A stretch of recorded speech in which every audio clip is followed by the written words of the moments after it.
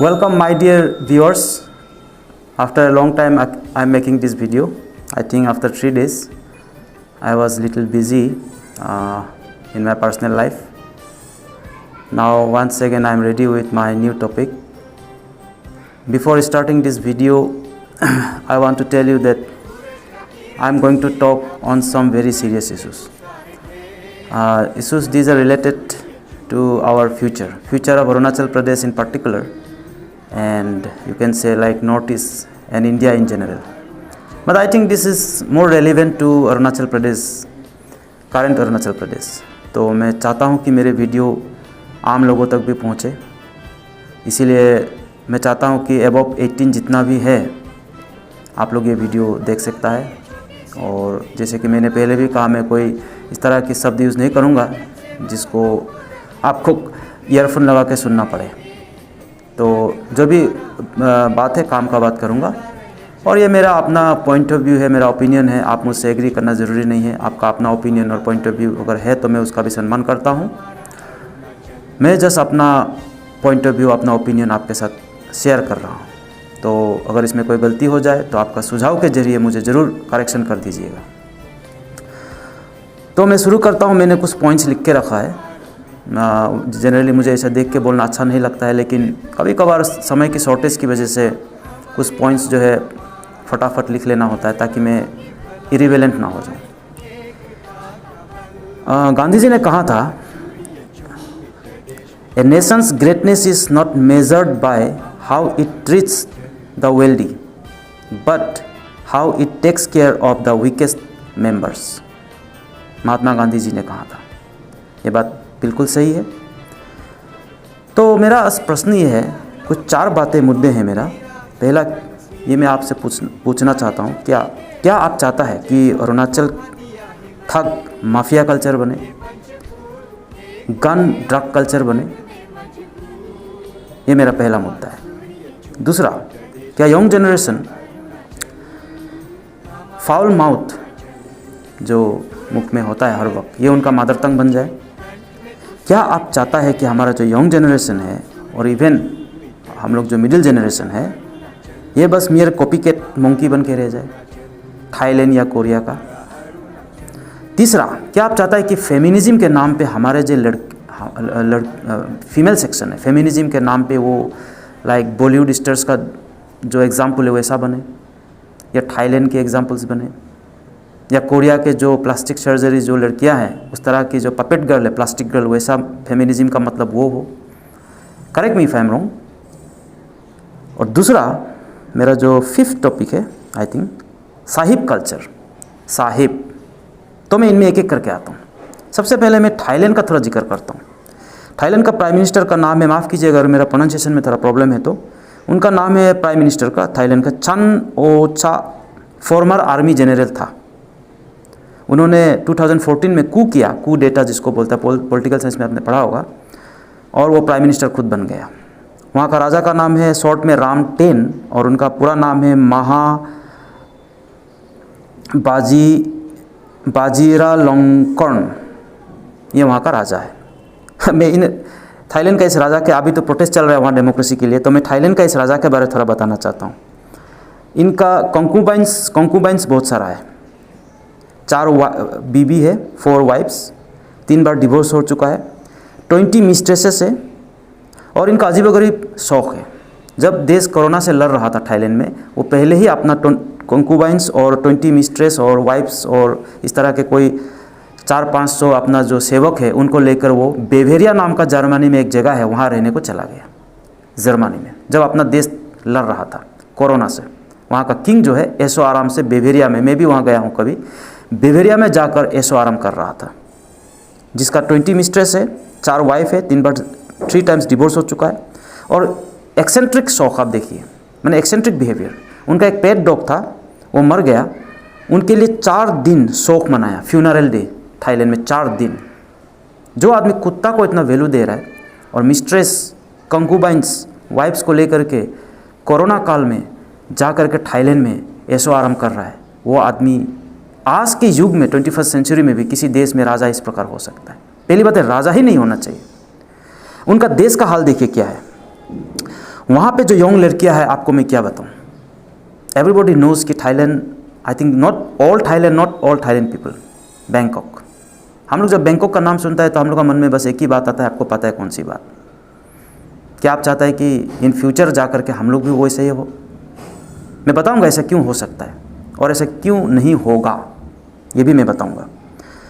तो वहाँ पर जो लड़कियां हैं उनका बहुत डिमांड है, फॉरेनर्स आता है, लड़का का कोई वैल्यू नहीं है। लड़का लोग को वहाँ में लाइक फॉल्स एक मैनहुड दे के रखा है, मार्शल आर्ट करो, नाइट क्लब में वेटर का काम करो, मार्शल आर्ट करो, एंड एक मर्दान की फील होगा, बस उसमें बिजी रहो, नहीं तो ऑटो चलाओ, ड्रग्स का पेडलिंग करो। और ये थाईलैंड के कई सारा मूवीज़ में इसका ये थीम जो है साइड में चलता रहता है, मेन थीम के साथ, मेन स्टोरी के साथ, जो ये ड्रग्स और मैं नाम नहीं लेना चाहता हूँ, उस तरह के जो चीज़ें हैं वो चलता रहता है। आप लोग समझदार हैं, मुझे उन शब्दों को यहाँ मेंशन करना ज़रूरी नहीं, क्योंकि मैं चाहता हूँ मेरे अगर बच्चे भी 18 ईयर्स के नीचे कोई गलती से देख ले तो उसको थोड़ा प्रॉब्लम ना हो। तो वहाँ पर जो है, और आप क्या चाहता है कि बुलिज़म जो कल्चर है, जैसे कि कोरिया की बात करता हूँ, साउथ कोरिया, वहाँ पे आप देख मैंने प्लास्टिक सर्जरी का कैपिटल बन चुका है। अपने जो नेचुरल जो शक्ल है, सूरत है, उससे वो खुश नहीं है। इट हैपन्स बिकॉज जो मॉडलिंग की दुनिया है, जो एडवर्टाइजमेंट की दुनिया है, जो कॉमर्शियल जो ट्रेड की दुनिया है, जो फिल्मों की दुनिया है, वो इतना ब्रेन वॉश कर चुका है यंग जनरेशन्स का कि वो अपने पेरेंट्स का शक्ल बुकना नहीं चाहता है। They don't want to be like their parents. तो अपना अपना मर्जी है। वैसे मैं कौन होता हूँ थाईलैंड और साउथ कोरिया में लोग किस तरह का बिहेवियर होना चाहिए। ऑल आई एम सेइंग इस कि वहाँ का एग्जाम्पल से हमको सीखना चाहिए कि क्या ह्यूमन बींग्स में क्या ये skin deep beauty, skin deep सुंदरता ही सब कुछ है, कैरेक्टर कुछ नहीं। मतलब ये ह्यूमन एग्जिस्टेंस के लिए एक दिन खतरा बन सकता है। मैं क्यों कह रहा हूँ ऐसा, इसके लिए मैं अलग वीडियो ज़रूर बनाऊँगा। ये इस तरह के जो हम लोग अपने लुक्स के प्रति घृणा और खुश नहीं है। मैं अगर मानता हूँ प्लास्टिक सर्जरी का इस्तेमाल जरूर होना चाहिए। अगर जंग में कोई सिपाही का पैर चला जाता है, आँख चला जाता है, या कोई एसिड विक्टिम है, उनको एक नॉर्मलाइज करने के लिए उनका अगर प्लास्टिक सर्जरी उनके ऊपर अप्लाई किया जाता है, मोस्ट वेलकम। और उसी के लिए प्लास्टिक सर्जरी का एक्चुअली इन्वेंशन हुआ था। किसी का नाक चला गया, नाक लगा दिया, लेकिन इस सुंदरता के लिए, वो भी कितना दिन, लाइक 2-3 ईयर्स वो सुंदरता रहता है। उसके बाद बार बार प्लास्टिक सर्जरी। और एक दिन ऐसा आता है कि आप यूट्यूब में जाकर देख लीजिए कि उनका क्या हाल होता है। 30-40 के बाद वो मरने लगता है अंदर से। प्लास्टिक सर्जरी उसको ठीक नहीं कर सकते, उसके बाद वो बीमार पड़ जाता है, कैंसर हो जाता है या कुछ और ट्यूमर वगैरह निकल आता है। फिर मैंने कुछ देखा था, कुछ बच्चे लोग बहुत ही इनडिसिप्लिन हो गया था। इवन लाइक क्रिश्चियन चर्च का एक फादर आया, उन्होंने भी बहुत समझाया, उन्होंने भी हाथ जोड़ लिया कि इनको तो बहुत डीप लेवल का इनको ट्रीटमेंट करना पड़ेगा, 1-2 दिन का भाषणबाजी से ये ठीक नहीं होगा। हम लोगों ने बहुत कोशिश किया। मैंने एक दिन पूछा हॉस्टल में जाकर के कि आप लोग जो ये करते हो, इस तरह के लॉन्ग पेंट नीचे पहनते हो, इस तरह के जो स्टाइल है, ये तो आर्टिफिशियल लगता है, because this is not even Indian style. ये आया कहाँ से, क्या चीज़ है ये? बोला सर हम लोग एक मूवी देखा है, क्रो समथिंग लाइक दैट। मैंने उस मूवी को एक दिन, मेरे एक सर जी था, उनके लैपटॉप में मैंने देखा और मैंने पाया कि वो मूवी सिखा क्या रहा है। It's like गैंगबाजी। स्कूल में या कॉलेज में लीडर बनो, दूसरों को बुली करो, 2-3 अगल बगल दोस्त हो, गर्लफ्रेंड हो, और अपना साइड की एक साइड में रहता है, और बुलिंग। तो मैंने कहा कि ये तो क्राइम है। If you so long as you are a student, teachers will deal with you. Once you become a criminal, police will deal with you. I try to convince them. हमने उसको प्यार से समझाने की कोशिश किया, लाइक अपना बेटा, अपना भाई की तरह, लेकिन भड़क जाता है। बात पेरेंट्स तक पहुंचता है, बात इवन थाना तक भी पहुंच चुका था। खैर वो एक अलग टॉपिक है। तो ये देखिए, एक मूवी का इन्फ्लुएंस को आप देखिए। बाल हेयर कटिंग, इवन इतना कि उस मूवी में जो नाम था वो भी मेन हीरो का नाम था समथिंग लाइक गेंजी, तो वो अपने नाम भी कुछ बच्चों ने गेंजी रख लिया। हमारा यहाँ गेंजी मैं देखता हूँ, आप देखता होगा, मैं पहनता रहता हूँ। इस तरह से इन्फ्लुएंस मूवी का कितना हो सकता है। तो साउथ कोरिया में प्लास्टिक सर्जरी का इन्फ्लुएंस हम समझ रहा होगा। ये सब चीज़ें अभी हाईजेक होकर के, धीरे धीरे फिल्टर हो करके, ये सब चीज़ें मैंने, you can not stop idea, you can stop physical things, movements of people coming to Arunachal और north east. You can not stop ideas को स्टॉप करने का एक तरीका है कि हमारा पेरेंटिंग और स्कूलिंग, जैसे मैंने प्रीवियस वीडियोज़ में भी कहा, कि वो अच्छा होना पड़ेगा। उनको जो है उसका वैल्यू को समझाना पड़ेगा, नॉट द कॉस्ट। जैसे आप ये मैं एग्जांपल देता हूँ, हमारे यहाँ बच्चे बोलते हैं पापा हमको ये मिठाई चाहिए। पिताजी पूछता है कितना, 10 रुपया। तो पिताजी कहता है 2 दे दो, 3 दे दो, बच्चा बिगड़ जाता है। वहीं कुछ पेरेंट्स ऐसा होता है, वो अगर 10 का चीज़ मांगता है तो बोलते हैं 5 का लो, और 5 का तुम डिजर्व करना पड़ेगा, then I will give you. Not everything is for free, you deserve 10 rupees from me and I will give you. Homework खत्म करो, या कल तुम क्लास जाओ, या तुम हमको ये काम करके दो, then I will give you 10 rupees on your birthday. Something like that. Let them know the value of things, not the cost. मैंने भी सफ़र किया अपना चाइल्डहुड में बहुत सारी चीज़ें, तो मैं उसको एज ए टीचर और as a human being, as a बड़ा भाई, एज ए पेरेंट की तरह मैंने बहुत कुछ सीखा, और that's what I am sharing. मैंने कोई साइकोलॉजी में पढ़ाई नहीं किया, मैंने कोई बीएड कोर्स नहीं किया। लाइफ का एक्सपीरियंस, मैंने आपको पहले भी कहा है, बहुत बड़ा टीचर होता है। और स्पेशली जब आपका लाइफ गेहूँ की तरह पीस चुका हो, दर दर का आप ठोकर खाया हो, जहर का घूंट पिया हो, तो मेरे हिसाब से कुछ ज्ञान आपको मिल जाता है। तो ये बातें हैं, हमको इनसे अपना अरुणाचल को बचाना है। हम लोगों को ठग, माफिया, गन, ड्रग कल्चर नहीं चाहिए।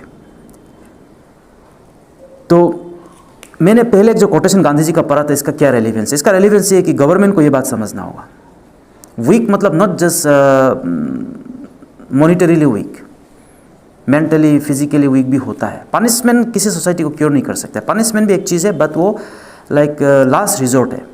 फर्स्ट थिंग हम लोग का जो कानून बनता है, शायद ऐसा कानून है भी, मैं कानून का भी स्टूडेंट नहीं हूँ, एक लेमैन का अंडरस्टैंडिंग जरूर है। तो करेक्टिव मेजर्स हम लोग का ज़्यादा होना चाहिए, या क्यों कहिए कि प्रिवेंटिव मेजर्स, ना कि पनिशमेंट। डिक्टेटरशिप, ऑटोक्रेटिक या इस तरह का जो कम्युनिस्ट टाइप का, जहाँ पे सिंगल इंडिविजुअल का कोई वैल्यू नहीं है, लाइक चींटी की तरह सारा का सारा को काम में लगाओ और सारा का सारा एक साथ इंपॉर्टेंट है, मरेगा भी एक साथ, जिएगा भी एक साथ। इंडिविजुअल फ्रीडम बहुत कम मिलता है वहाँ पर। तो हमें इन बातों को थोड़ा ध्यान देना चाहिए। दूसरा मैं जो कहना चाहता था वो है आपका जो ये फेमिनिस्ट वाली बातें, इसमें रिलेट हो जाता है कि फेमिनिज्म का मतलब होता है हेमा दास, जो असम वाली, हमारा मणिपुर वाली बॉक्सर मेरी कॉम, और इस तरह के और सारे बहुत ही ऊपर तक पहुंच चुका। आज लड़कियां बहुत अच्छे काम कर रहा है, लाइक सीबीएसई बोर्ड में पिछले 10-20 साल में हम लोगों ने देखा है कि क्लास 10-12 का रिजल्ट लड़कियां अच्छा कर रही है, आईएएस आईपीएस के ऑफिस में कर, इवन कमांडोज बन रही है, even China and Pakistan border में ड्यूटी कर रही है लड़की, फौज में घुसकर। शर्म आता है कभी मुझे लड़का होकर घर बैठ रहा हूँ और वहाँ लड़कियाँ ड्यूटी कर रही है, और गर्व महसूस भी होता है कि हमारा भारत के नारियाँ जैसे था, जैसे मैंने बचपन में सुना, जैसे मैंने किताबों में पढ़ा, वैसा ही पाया। हिम्मत वाली, झांसी की रानी की तरह, घर भी संभालती है, बीवी बच्चों को भी देखती है, और अभी तो बॉर्डर संभालने लगी है। सबसे खुशी की बात यही है। तो ये होना चाहिए फेमिनिज्म। 24 घंटा अपने ऊपर का जो है लिबास स्टाइल में रहना, I don't think it's feminism. खैर, अपना अपना मर्जी है। तो यहाँ पे मैं और कुछ नहीं कहूँगा, कहने वाली बातें तो बहुत सारा है, और हम लोग को कॉपी कैट नहीं होना है इस तरह से। और फाउल माउथ से बच के रहिए, इसके ऊपर मैंने पहले भी वीडियोस बनाया है। फाउल माउथ भी कभी कभी ज़रूरत होता है, सम टाइम्स, लाइक मैंने भी एक इंसान को हरामखोर कह दिया था। हरामखोर का मतलब मैं तो यही समझा हूँ जो हराम का खाता है, कहना पड़ गया, मुंह में कहा उसका हरामखोर, क्योंकि हराम का खाता है तो ये कहना पड़ता है। I am sorry for this word, I am very very sorry, I didn't want to use it. अब मैं वीडियो को ये भी नहीं कर सकता हूँ। तो कभी कभार ज़रूरत पड़ता है, but not all the time. It should not become our habit, it is not our mother tongue. Next, ये अरुणाचल में क्या पता नहीं एक कल्चर है, मैं देखता हूँ कि एक अलग कल्चर भी चल रहा है हमारा यहाँ का। 25 मेजर ट्राइब, 25 माइनर ट्राइब्स का कल्चर को छोड़ के और एक कुछ कल्चर भी चल रहा है। वो ये है कि जब भी हम लोग किसी को इंट्रोड्यूस करता है तो समथिंग लाइक दिस, लाइक जय साहब से मिलो, ए साहब से मिलो, डॉक्टर साहब से मिलो। ये साहब बोलना छोड़ दीजिए। Do you know the meaning of साहब? साहब मीन्स इन अरबिक मालिक, owner. Think about it, you are a slave, he is the owner और सी इज़ द ऑनर। ये एक्चुअली क्या दिखाता है? इसमें सुप्रीम कोर्ट का भी वर्डिक्ट है, इसमें सुप्रीम कोर्ट का भी बहुत सारा इनिशिएटिव्स, मैंने क्या कहूँ, मैं मुझे लॉ का लैंग्वेज इतना आता नहीं है, लेकिन इसमें सुप्रीम कोर्ट में बहस भी हुआ था इसके ऊपर, जैसे lord, lordship, your honour, not mandatory. आप ये सब क्या माना जाता है? A relic of colonial slavery, slavery mentality माना जाता है। हाँ, आप सार एक्सेप्टेड है, सार कह सकते हो। हिज एक्सीलेंसी भी कहना इवन ज़रूरी नहीं है, एक्सेप्ट फॉरेन डेलीगेट सामने हो तो आप सिंपली कह सकते हो श्रीमान, श्रीमती इन हिंदी, और समटाइम्स इन इंग्लिश ऑनरेबल। हाँ, लेकिन शॉर्ट में HONBLE लिखता है, बीच में एक कॉमा है, ऊपर में एपोस्ट्रोफी, लेकिन हम लोग उसको ऑनरेबल ही कहता है। लिखता शॉर्ट है, बोलता है ऑनरेबल है। और श्रीमती, श्रीमान हम लोग कहता है। तो हम लोग को ये जय साहब, ए साहब, ये आई मीन ये this is democratic secular sovereign Republic है। यहाँ पर अभी हम लोगों को साहब वेब करने की ज़रूरत नहीं। You can simply address like JE या इंजीनियर, पुलिस वाला को आप ऑफिसर बोल सकते हो, ऑफिसर, डॉक्टर कह सकते हो, डॉग कह सकते हो, एनफ। कुछ लोग घर के बाहर भी लिख लेता है फॉर्मर वगैरह वगैरह, फॉर्मर ये वो। आई थिंक ये सटल ईगो है, subtle ego. Like kind of I am something different. तो मैं जस्ट इतना ही कह रहा हूँ कि हमें बस हम्बल रहना चाहिए। No matter what you do, no matter what you are, no matter what you where, try to be human being, that's the first thing. Try to be a human being, try to be a human being. ये sir के मैंने आप America में देखिए, mister president या mister Trump, mister Donald सीधा सवाल कर सकता है। वो भी एक ग्रेट नेशन है, I think richest most powerful nation है। वहाँ पे कितना बहसबाजी कर सकता है। हमारा यहाँ वो तो नहीं होता है फिलहाल, लेकिन जो छोटे स्तर में हमको ये साहब कल्चर छोड़ना होगा। ये इंट्रोडक्शन में जे साहब से मिलिए, ए साहब से मिलिए, डॉक्टर साहब से मिलिए, ये ठीक नहीं है। सिंपली डॉक्टर साहब जे ए, या उसका नाम एनफ है, माँ बाप ने नाम दिया है एनफ है, उसका नाम मान लीजिए, जो भी है नाम से आप पुकार सकते हो। तो मेरे हिसाब से ये सफिशिएंट है। आप इसमें हमें साहब कल्चर को छोड़ना है। तो मैंने आज 4 मुद्दे पे बात किया कि पहला, मुझे ये ठीक नहीं लगता है कि ठग माफिया गन कल्चर नहीं बनना चाहिए। और इसमें होगा क्या पता है, जिस दिन ये सच में बन जाएगा ना, लाइक जो मैं नहीं कहना चाहता हूँ, थाईलैंड जिसके लिए फेमस है, उस दिन देखिए उसमें भी माफिया लग जाएगा और उसमें भी रिच लोग को ही बेनिफिट होगा। Rich people will keep mafia and they will regulate the entire red light district. गरीब लोग फिर भी वहाँ मारा जाएगा, गरीब लोग को इन्फॉर्म करना पड़ेगा, गरीब लोग फिर भी उस चीज़ में बेनिफिट नहीं होगा, अमीर का ही बेनिफिट होगा। ड्रग्स में भी वही होगा।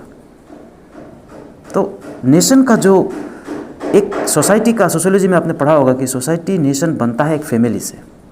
तो मैं फैमिलीज़ में रहता हूँ, फैमिलीज़ को देखता हूँ, फैमिली में मैंने भी बड़ा हुआ, इसीलिए मैं ये सब बातें कह रहा हूँ। मेरे बात का बुरा मत मानिएगा, इसलिए मैं 1 to 1 आपसे बात कर रहा हूँ। और यंग जनरेशन का जो ये हैबिट है मुँह का, जो मैंने बात बोला, और कॉपीकेट नहीं बनना है, और फेमिनिज्म की बात किया, और जो साहिब कल्चर है इसको मिटाना है। तो ये मेरे कुछ मुद्दे थे आज का। मैं वीडियो को ज़्यादा लंबा नहीं करना चाहता हूँ। मैंने यहाँ पे जस्ट आपको एक हिंट देने का कोशिश किया। लास्टली मैं महात्मा गांधी के कोटेशन को दोबारा पढ़ना चाहता हूँ आप लोगों के लिए, ताकि सभी सुने इसको। A nation's greatness is not measured by how it treats the wealthy, but how it takes care of the weakest members. Thank you.